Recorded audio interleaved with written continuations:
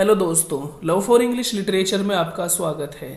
आज हम बात करेंगे पीबी शैली की बहुत ही फेमस पोयम ओzymandias। दोस्तों, इस पोयम के अंदर अगर हम देखें तो 14 लाइन हैं, तो इस बेस पर हम कह सकते हैं कि ये एक सोनेट है। ठीक है, इस सोनेट में पीबी शैली ने एक मैसेज देने की कोशिश की है और समझाने की कोशिश की है कि इस दुनिया में कोई भी चीज़ अटल नहीं है। हर एक चीज़ का एक न एक अंत है। हाँ, टाइम हो सकता है कोई 100 साल बाद तो कोई 1000 साल बाद, लेकिन हर एक चीज़ डिके हो जाएगी। तो देखेंगे, पोयम को शुरू कर लेते हैं। ओzymandias दोस्तों, ये एक ग्रीक नेम है।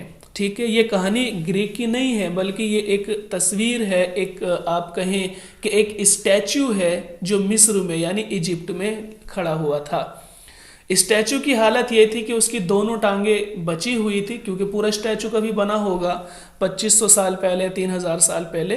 तो आज उसकी दोनों टांगें बाकी थी, यानी पीबी शैली के टाइम पर, और उसका जो सर है, उसका जो धड़ है, वो उसकी टांगों से नीचे गिर चुका था।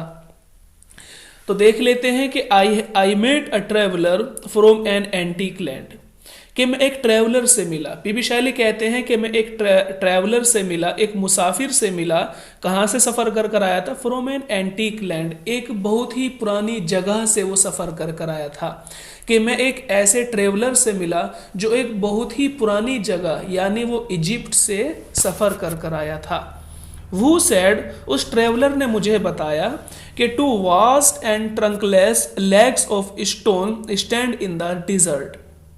टू वास्ट यानी दो बहुत ही बड़ी बड़ी, एंड ट्रंकलेस, ट्रंक बोलते हैं धड़ को, जो शरीर का हिस्सा होता है टांगों से ऊपर वाला, उसको धड़ बोला, और ट्रंकलेस यानी बिना धड़ का। उसने बताया, वो साइड उसने बताया कि टू वास्ट के दो बड़ी बड़ी टांगे, एंड ट्रंकलेस लेग्स और बिना धड़ की वो टांगे, ऑफ स्टोन जो कि पत्थर से बनी हुई हैं, स्टैंड इन द डिजर्ट, रेगिस्तान में खड़ी हुई हैं। यहाँ रेगिस्तान का मतलब मिस्र से लें आप, इजिप्ट से लें। उसने बताया कि मिस्र में यानी इजिप्ट में दो बहुत ही बड़ी बड़ी पत्थर से बनी हुई टांगे बिना धड़ की खड़ी हुई हैं, और उन टांगों के आसपास क्या है? नियर देम, और उन टांगों के आसपास ऑन द सैंड यानी रेत में, हाफ संक, आधा जो है डूबा हुआ, अ शैटर्ड विसेज, विसेज चेहरे को बोलेंगे, जो गर्दन है ना, जो स्टैचू की गर्दन होगी। तो उसने बताया कि उस नियर देम यानी इन टांगों के आसपास रेत में गड़ा हुआ, संक यहाँ पर आप गड़ा हुआ कर लें कि रेत में गड़ा हुआ, अ शैटर्ड विसेज, एक बहुत ही टूटा फूटा सा चेहरा है, लाइस जो कि पड़ा हुआ है। इसे ये एक लोकेशन देख लें कि दो टांगे हैं, अब टांगों के आसपास रेगिस्तान है, तो उसकी जो गर्दन है स्टैचू की वो नीचे गिर गई है। अब चूंकि रेगिस्तान है तो वो जो उसकी गर्दन है वो रेत में आधी धसी हुई है, वो गर्दन आधी रेत में धसी हुई है, और वो उसकी गर्दन भी कैसी हो गई है? शैटर्ड, यानी उसका जो चेहरा था शैटर्ड विसेज, उसका चेहरा भी अब जो है शैटर्ड हो गया है, उसमें भी टूट फूट हो गई है। वूज फ्रोन, और उसके जो चेहरे का जो एक गुस्सा है, फ्रोन गुस्से को बोलेंगे दबदबे, जो रोब होता है, वूज फ्रोन के इस चेहरे में आज भी एक रोब है। एंड रिंकल्ड लिप, और उसके जो होंठ हैं उनके अंदर झुर्रियां पड़ी हुई हैं। रिंकल्ड लिप, उसके होठों की झुर्रियों को, उसके चेहरे के गुस्से को, एंड स्नीयर ऑफ कोल्ड कमांड, और उसकी जो एक सख्ती से कमांड देने को कह रहे हैं कि उस चेहरे की, वूज फ्रोन, उस चेहरे के गुस्से को यानी दबदबे को, उसके होठों की झुर्रियों को, और उसकी कमांड देने के तरीके को, that tell that its sculptor well those passion read. ये कह रहे हैं टेल, ये सब चीज़ें बता रही हैं, यानी उसका गुस्सा, उसके होठों की झुर्रियाँ, और उसकी कमांड देने की जो एक आदत है, एक हैबिट है, किस तरह से वो कमांड देता होगा, टेल, ये सब चीज़ें बता रही हैं।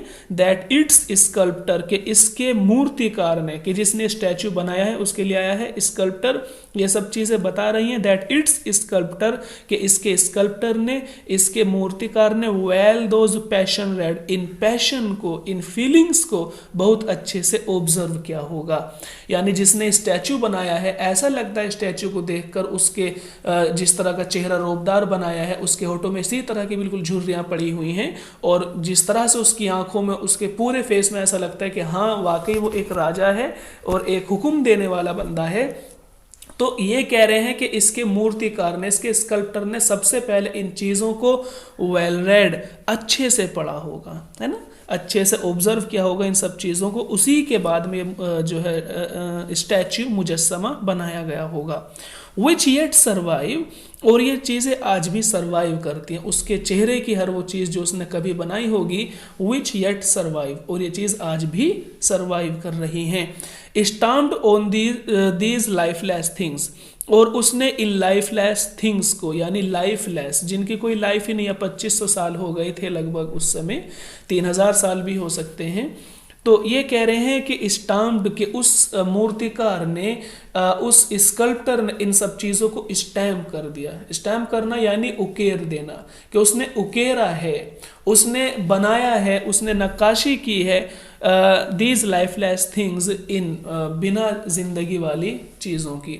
यानी उसने जो भी उसने एक्सप्रेशन डाले हैं इस स्टैचू के अंदर, तो उसने कहा कि लाइफलेस थिंग्स, अब इनकी कोई लाइफ तो है नहीं, लाइफ है इनकी लेकिन बहुत स्लो जो है, बहुत ही धीरे धीरे इनकी लाइफ जब चल रही है, इंसान की लाइफ तो तेजी से ख़त्म हो जाती है, लेकिन चूंकि पत्थर वगैरह हैं तो इनकी लाइफ थोड़ा धीरे चलेगी।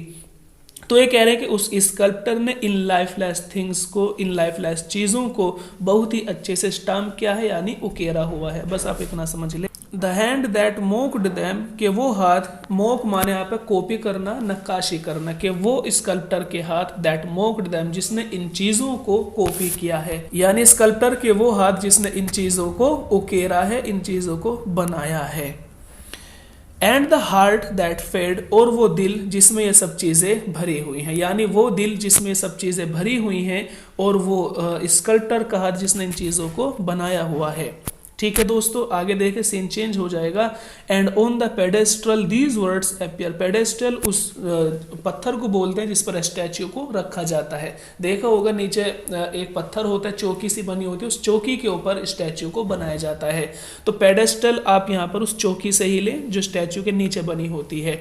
ऑन द पेडेस्ट्रल, और उसकी चौकी पर, यानी मुजस्समे के नीचे जो पत्थर है उस पर, पेडेस्ट्रल पर, दीज वर्ड्स अपीयर, ये वर्ड लिखे हुए हैं, कि जिस जगह पर उस मुजस्समे को बनाया गया है उसके नीचे, मुजस्समे के नीचे ये वर्ड लिखे हुए हैं। क्या वर्ड्स लिखे हुए हैं? माय नेम इज ओजिमेंडियस, कि मेरा नाम ओजिमेंडियस है।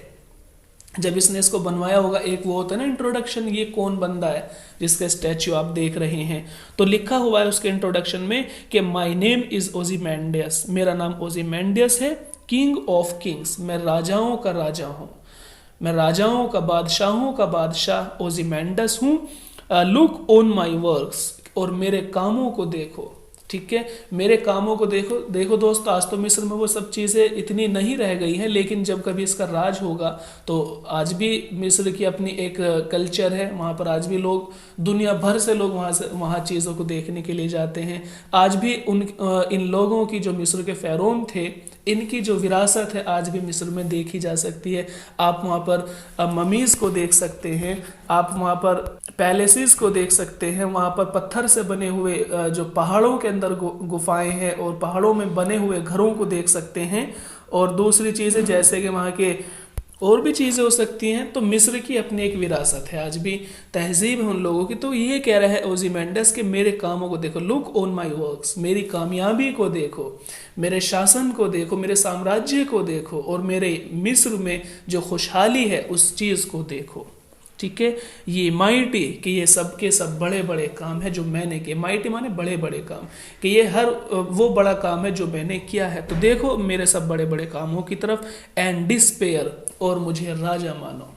ठीक है, कि मेरे बड़े बड़े कामों को देखो, एंड डिस्पेयर, कि और मेरी रेस्पेक्ट करो, मुझे बड़ा मानो, क्योंकि मैं राजाओं का राजा ओजिमेंडस हूँ। ठीक है, दो मतलब हो सकते हैं, माइटी एंड डिस्पेयर, के मैंने हर छोटे बड़े काम किए हैं। और दूसरा ये भी मतलब हो सकता है कि ये माइटी के मेरे बड़े बड़े बड़े काम देखकर मुझे राजाओं का राजा मानकर, एंड डिस्पेयर, तुम भी मेरी इज्जत करो। ठीक है। नेक्स्ट देखें कि नथिंग बिसाइड्स रिमेन, और उसके आसपास, बिसाइड माने आसपास, उस स्टैचू के आसपास नथिंग रिमेन्स, कुछ बाकी नहीं रहा, कि इस स्टैचू के आसपास कुछ भी चीज बाकी नहीं रही। Round the decay of that colossal wreck, colossal बहुत बड़ा होता है, राउंड द डीके, कि इसके इस डिके के आसपास, यानी ये जो स्टैचू है पूरी तरह से डिके हो गया है ना, decay of that colossal rack, के इतने बड़े, कोलोसल माने बड़ा और रैक माने टूटा फूटा मुजस्समा, डिके माने भी टूटा फूटा मुजस्समा होता है, कि इस इतने बड़े स्टैचू के आसपास कुछ भी चीज़ बाकी नहीं रही, बस क्या बाकी रहा है, डिके, हर तरफ तबाही दिख रही है, कि इस स्टैचू के आसपास हालांकि आज कुछ नज़र नहीं आ रहा है, जिसको ये कहना चाहता है कि देखो मेरे जो है माय वर्क, ये जो इसने कहा है कि लुक ऑन माय वर्क, के मेरे वर्क को देखो, तो कह रहे हैं पीबी शैली कि round the decay of that colossal wreck, कि इसके आसपास, इस इतने बड़े स्टैचू के आसपास कोई चीज़ आज नज़र नहीं आ रही है। क्या चीज़ नज़र आ रही है, द डीके, के बस the decay of that colossal rack, के इतने बड़े मुजस्समे की ही तबाही नजर आ रही है, बस चारों तरफ रेत है और ये जो स्टैचू है बस यही टूटा फूटा पड़ा है चारों तरफ, बस ये नजर आ रहा है, लेकिन और क्या काम होंगे वो नजर नहीं आ रहा है। Boundless and bare the lone and level sands stretch far away, boundless यानी कोई बाउंडलेस यानी बिल्कुल जो है कोई लिमिट ही नहीं है, कोई हद नहीं है जो है रेत की, कि ये जो रेगिस्तान है बाउंडलेस है, कि चारों तरफ रेत ही रेत है, एंड बेयर, और यहाँ पर हरियाली नाम की भी कोई चीज़ नहीं है, बाउंडलेस के दूर दूर तक रेत फैला हुआ है, एंड बेयर और हरियाली भी नहीं है।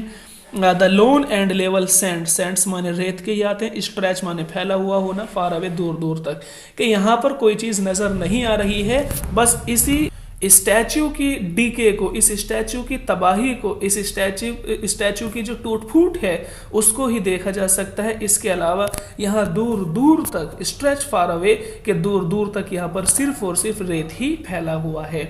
तो पीबी शैली कहना चाहते हैं कि दुनिया में कोई भी चीज़ हमेशा के लिए नहीं है, हर चीज़ ख़त्म हो जाएगी। ओजीमेंडस का जो साम्राज्य था वो भी समय के साथ में ख़त्म हो गया है, ठीक है, और ओजीमेंडस भी ख़त्म हो जाएगा। ठीक है दोस्तों, सुनने के लिए धन्यवाद, आपका दिन शुभ हो।